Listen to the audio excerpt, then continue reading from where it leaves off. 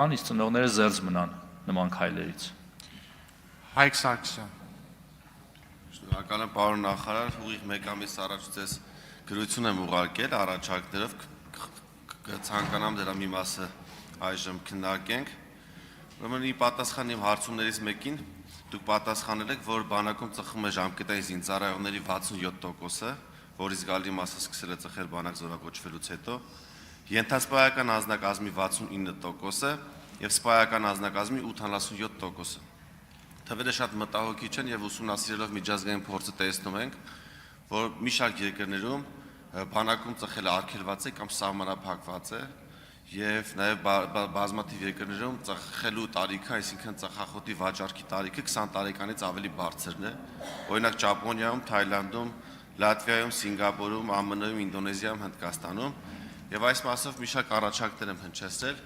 մասնավորապես ծառայության ժամկետի կրճատման մասով։ Գործընկերները արդեն նշեցին, ունենք օրինակ նույն դասարանում սովորած տղաներ, ովքեր մեկը գնացել է ծառայության ամռանը, իսկ մյուսը պետք է Պարոն ավարտում եմ։ Ամռանը ծառայության գնացող զինծառայողը փաստացի ավելի երկար է ավելի ուշ է զորացրվելու, քան հունվարին զորակոչվողը։ Ինչ է կարծում, կարող ենք այսպիսի խրախուսող նորմ դնենք, որ այն զինծառայողները, ովքեր որ չեն ծխի, որպեսզի սրանով խրախուսենք չծխելը եւ նվազեցնենք այս հայտարարակ մեծ թիվը, նրանց հնարավորություն տանք ինչ որ ժամանակով ավելի շուտ զորացնել կամ ազատ արձակումներ տանք լրացուցիչ։ Ազատ արձակումների մասով գուցե քննարկելի է, խրախուսական նորմերը գուցե կիրառելի են, բայց ծառայության որևէ ժամկետ կրճատելը այս փուլում քննարկելի չէ, պարոն Սարգսյան։ Ինչ վերաբերում է ծխելուն եւ ծխելու հանրության շրջանում ծխախոտի տարածվածության շուրջ մտահոգություններին, ես ինքս չեմ ծխում, ես էլ մտահոգ քաղաքացի եմ ու լավ չեմ գնահատում հասարակության շրջանում ծխելու միտումների մեծացմանը, բայց միևնույն ժամանակ կարծում եմ, որ պիտի յուրաքանչյուր արգելք լինի իրավաչափ եւ եթե սահմանում ենք այնպիսի արգելքներ, որոնք վերաբերում են արդեն չափահասությունից վեր տարիքին, սա ավելի լայն քննարկման կարիք ունի եւ եթե հասարակության մեջ նման ըմբռնում լինի, կարելի է ընդհանրապես ծխախոտի վաճառքը դարձնել 21 կամ 25 տարեկան, բայց խնդրում եմ չառանձնացնել զինվորականությանը, որովհետեւ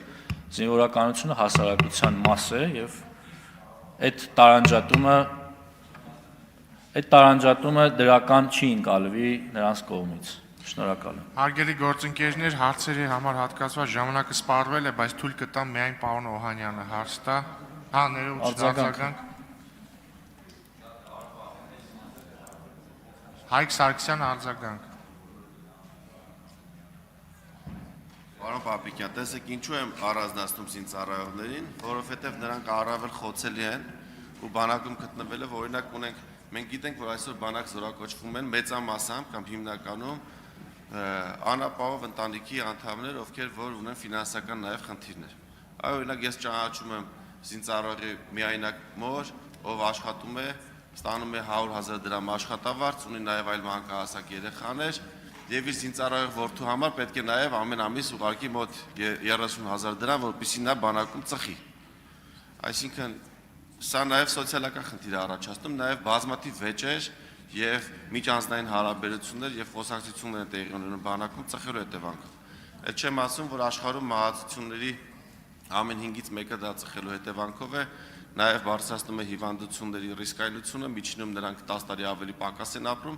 եւ նաև ավելի քիչ են սնվում ծխելու հետևանքով, նաև ավելի քիչ են սնվում, ավելի վատ են պատրաստվում եւ ֆիզիկական առումով է սա խնդիրներ ստեղծում եւ նաև միջանձնային հարաբերությունների առումով։ Այսինքն մենք ստեղ խնդիր ունենք, որպեսզի նվազեցնենք ծխելը, որտեղ այդ մարդիկ նաև բանակից հետո կյանք են մտնում ու բանակում ավելի շատ են ծխողները, քան մեր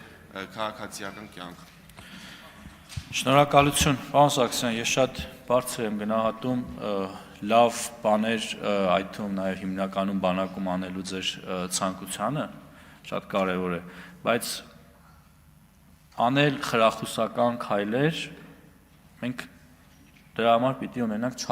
համապատասխան ռեսուրս, այսինքն մեր ռեսուրսները անսպառ չեն, Մենք կարող ենք քայլեր անել, որը հասարակության համար դիտվի որպես խրախուսական, պատանիների համար խրախուսական, բայց չենք կարող անընդհատ մենք շեշտը դնենք բանակի ու անընդհատ խրախուսենք, բոլորին տուն ուղարկենք, բոլորին բանակից ազատենք։ Չենք կարող դա անել ուղղակի, ինչքան էլ որ դա իր հետ բերի դրական էֆեկտներ։ Դրա համար եմ ասում, հարցին պետք է վերաբերվենք համակարգային եւ նայենք ամբողջ հասարակության դիտանկյունից, ամբողջ հասարակության համատեքստում։ Շնորհակալ եմ։